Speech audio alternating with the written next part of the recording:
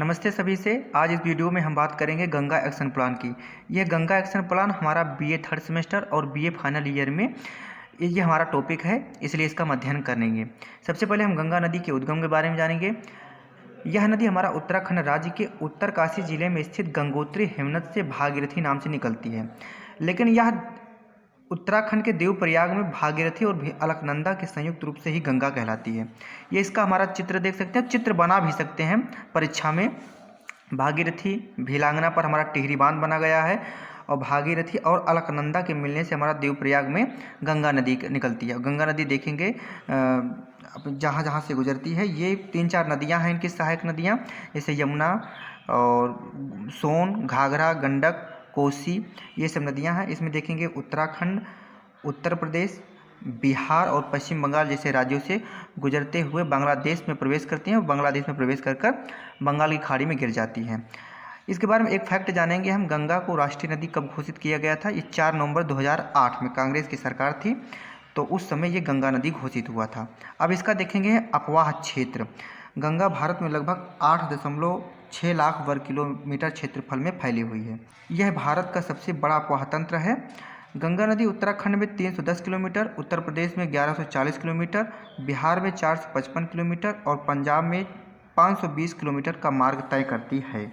अब आगे हम बात करते हैं गंगा एक्शन प्लान की शुरुआत कब हुई।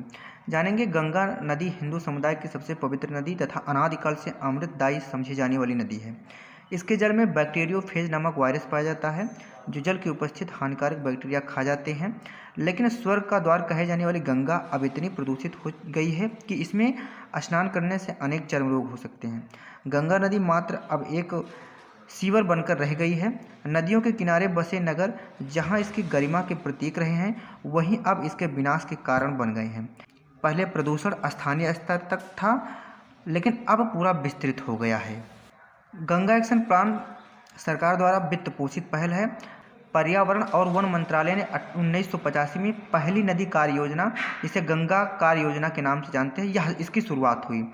इस अवधारणा के तहत राष्ट्रीय नदी गंगा बेसिन प्राधिकरण की स्थापना की गई और गंगा को भारत की राष्ट्रीय नदी घोषित किया गया। यह घोषित सन 2008 में किया गया था। अब आगे बात करते हैं गंगा कार्य योजना के उद्देश्य की। नंबर 1 है कृषि अपवाह, मानव मल, अधजलीय शव को नदियों में फेंकने से रोकना, नदियों को साफ करने के महत्व के बारे में जनता के बीच जागरूक फैलाना, रिवर फ्रंट का विकास करना। नंबर 4 है गंगा नदी के किनारे जैव विविधता को बढ़ावा देने के लिए। नंबर 5 गंगा नदी में सीधे मल छोड़ने से होने वाले नुकसान को कम करने के लिए तथा सीवेज ट्रीटमेंट स्थापित करने के लिए। अब आगे बात करते हैं गंगा एक्शन प्लान के चरण की। प्रथम चरण में 3 राज्यों को शामिल किया गया, उत्तर प्रदेश, बिहार और पंजाब। इसे पूरा करने के लिए 452 करोड़ रुपए खर्च हुए थे। इसमें कुल 261 प्रदूषण उपचयन परियोजना को इसकी मंजूरी दी गई थी। प्रथम चरण को 31 मार्च 2000 को बंद घोषित कर दिया गया था।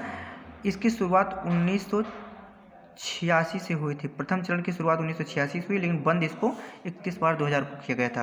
द्वितीय चरण में इसमें यमुना, गोमती, दामोदर सहित जो सहायक नदियां थीं उनको शुरू किया गया था। इनका शुरुआत 1993 में शुरुआत किया गया और सन 2012 में इसे बंद कर दिया गया था। अब आगे हम बात करते हैं गंगा जल प्रदूषण के कारण। नंबर 1 है नदी तट पर स्थित नगरों एवं कस्बों का कचरा और मलजल का नदी में बिना उपचारित किए विसर्जन करना, कारखानों से निकला अपशिष्ट रसायन को नदी में निष्पादन करना, कृषि कार्यों में प्रयुक्त विविध रासायनिक उर्वरक का वर्षा जल के साथ नदी में मिल जाना, पशुओं, वनस्पतियों और मानव शरीर के अवशेष को नदी में बहा दिया जाना। ये सब कारण थे जो गंगा जल को प्रदूषित करते हैं। और भी बहुत कारण हैं। आगे हम बात करते हैं गंगा को स्वच्छ बनाने के सरकार की जो अन्य परियोजनाएं हैं वो कौन कौन सी हैं। नंबर 1 नमामि गंगे परियोजना। इसका शुभारंभ 2014 में किया गया था 20,000 करोड़ रुपए खर्च कर। ये नमामि गंगे योजना हम अगले वीडियो में हम पूरा विधिवत पढ़ेंगे। दूसरा है अर्थ गंगा परियोजना। इसके तहत गंगा नदी से संबंधित आर्थिक गतिविधियों को बढ़ावा देना था। अगला है गंगा स्मार्ट सिटी। यह 10 शहरों को चुना गया था। इसकी शुरुआत 2016 में हुई थी। अगला है गंगा वृक्षारोपण। गंगा के किनारे वृक्षारोपण जैसे नमामि गंगे योजना का मुख्य घटक भी माना जा सकता है। ये हमारा पूरा गंगा कार्य योजना समाप्त हो गया। अगर इसको हम पूरा पढ़ लेंगे तो हम आराम से एग्जाम में आराम से अच्छे से लिख सकते हैं।